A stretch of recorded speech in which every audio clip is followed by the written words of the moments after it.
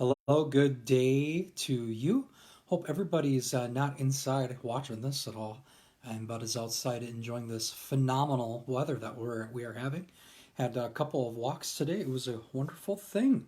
Hard to get the kids outside sometimes though. Uh, I think we only have about 2 more days before we are finished with this book. Um, Allison has just got done talking a bit about a perspective that's rooted in what he and others call mimetic theory. Mimetic meaning mime, that we learn what we want and who we are from others, and that can sometimes get us into a whole bunch of trouble as we go about mimicking what other people want and the violences of others. Um, but Jesus is somebody who looks to his Father and mimics his Father. And in turn, when we see Jesus, this victim who was crucified and is now risen, it transforms and changes us in a way to be a different kind of a mimic, to mimic the love and peace and forgiveness of Jesus. He writes, throughout John's Gospel, Jesus underlines his dependence on the Father, that without him he can do nothing, that he does what he sees his Father do. He is a completely other-related person, moved by another. It was perhaps this that disconcerted his contemporaries and led them to suspect that he might be possessed by a demon. It was clear to them that he was moved by another. This I might indicate as an aside was exactly the impact caused on a friend of mine by a recent series of conversations with Mother Teresa. He came away most struck by the evident way in which she is moved by another. The point of these remarks is that Jesus' real concern is that people should know the Father, not him. At the same time, he is aware that he is revealing the Father, and that it is only through him that a real knowledge of the Father is made available. That is, it is only in seeing the pattern of Jesus' life, lived with the intelligence of the victim, that it becomes possible to know the Father, who is revealed only in the casting out. Let me try to make that clearer. The whole process of Jesus' life, leading up to and including his death, is what defines who the Father is. This is because the life is lived in obedient response to the Father's love and is an exact imitation of the Father's love lived out in the conditions of the human race. The imitation reveals the one imitated.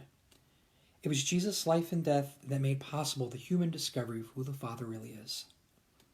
So Jesus makes himself known not as an end in himself, but strictly as the means as revealing the Father.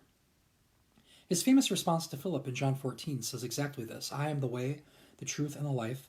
No one comes to the Father but by me. What Jesus is, he is as revealing the Father.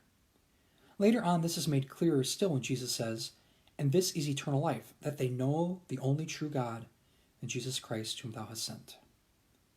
The last words of Jesus' last discourse before the trial and crucifixion are as follows: O righteous Father, the world has not known you, but I have known you, and these know that you have sent me. I have made known to them your name, and I will make it known, that the love which you have loved me with may be in them, and I in them. Jesus' interest, then, is that we know the Father, for that is what is really going to do us good. Now we can work out what he considers to be knowing the Father from what he says explicitly about not knowing the Father. Listen to this. If the world hates you, know that it has hated me before it has hated you. If you were of the world would love its own. But because you are not of the world, but I chose you out of the world, therefore the world hates you. Remember the word that I said to you, a servant is not greater than his master. If they persecute me, they persecute you. If they keep my word, they will keep yours also. But all this they will do because they do not know him who sent me. Here cannot be made clear that Father and being in person are the same. Should this need to be developed further a few verses on, still in chapter 16, we find this.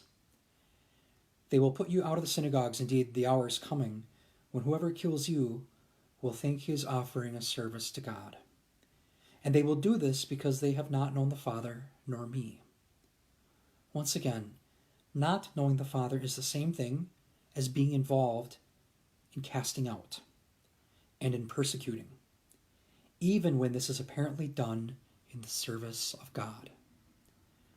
Knowing the Father is the same as the intelligence of the victim. Now, this is not a surprise which Jesus springs on his disciples suddenly, just before his crucifixion. Chapter 8 of John's Gospel contains an extraordinary discussion of Jesus with some Pharisees about knowing the Father. The Pharisees challenge Jesus about whether or not he is bearing witness to himself, and Jesus replies that his Father bears witness to him also. Then he indicates to the Pharisees, "You know neither me nor my Father. If you knew me, you would know."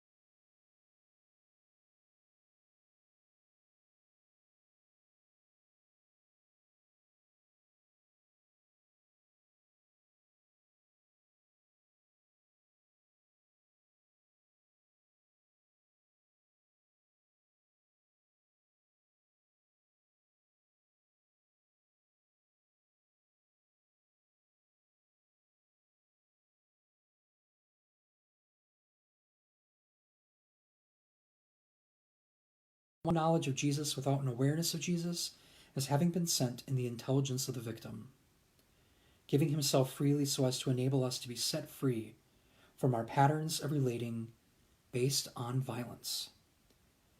And this is a very disturbing thing. It is a sort of knowledge that can only be practical. There is no knowledge of the Father or of Jesus that is also not a practical knowledge, a practical intelligence regarding how we relate to those who are cast out. There is no knowledge of the Father that can be acquired in isolation from the development of our practical relations with the constant hidden and not so hidden lynchings in our world. To give a small example, the Protestant villagers in Vichy, France, who hid 5,000 Jews right under the noses of their oppressors for the duration of the war, knew the Father. By contrast, the German theologians who were happy to rewrite theology so as to make Jesus a sort of Aryan, and who either ignored or turned a blind eye to the persecution of the Jews, however great their devotion, their prayer life, their zeal, the number of doctorates they wielded, they did not know the Father. And there is an end to it.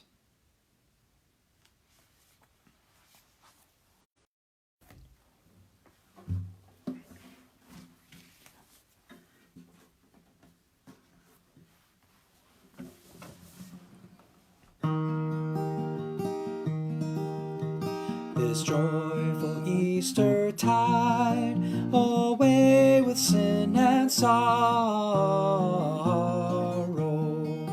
My love, the crucified, has sprung to life this morrow. And Christ, who once was slain, now burst his 3-day prison. Our faith had been in vain, but now as Christ arisen, arisen, arisen, arisen,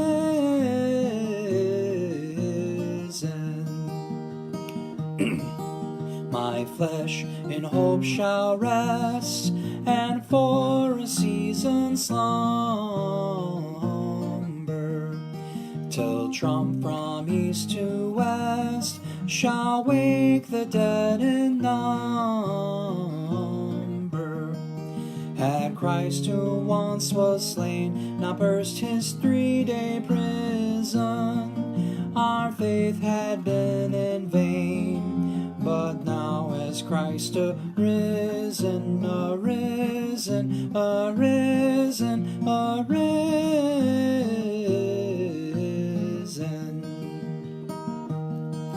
death's flood has lost its chill since Jesus crossed the river. souls from ill, my passing soul deliver. Had Christ, who once was slain, not burst his 3-day prison, our faith had been in vain. But now has Christ arisen, arisen, arisen, arisen.